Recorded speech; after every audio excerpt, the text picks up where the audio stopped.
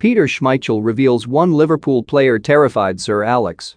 Sir Alex Ferguson was absolutely terrified of facing Steve McManaman, according to Manchester United legend Peter Schmeichel.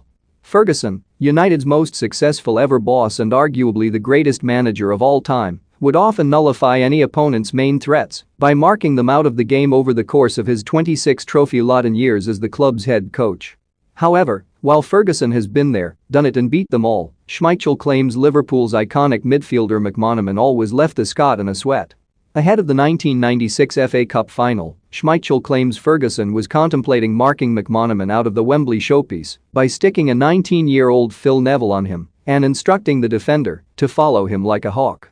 The theory behind it was that, if Liverpool's best player, in Ferguson's eyes, was kept quiet at Wembley, then United would have the best chance of emerging victorious.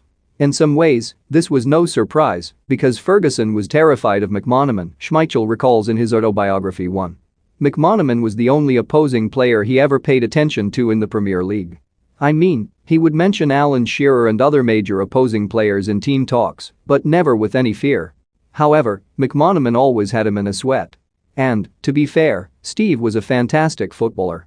Fergie's thinking was always that, if you took McManaman out of the game, you took Liverpool out.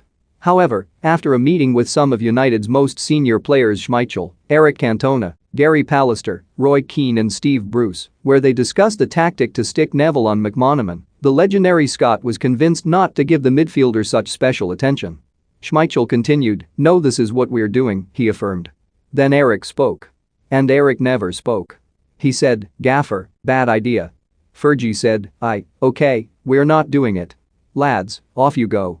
United went on to win that final, remembered for Liverpool's white pre-match suits, with Eric Cantona scoring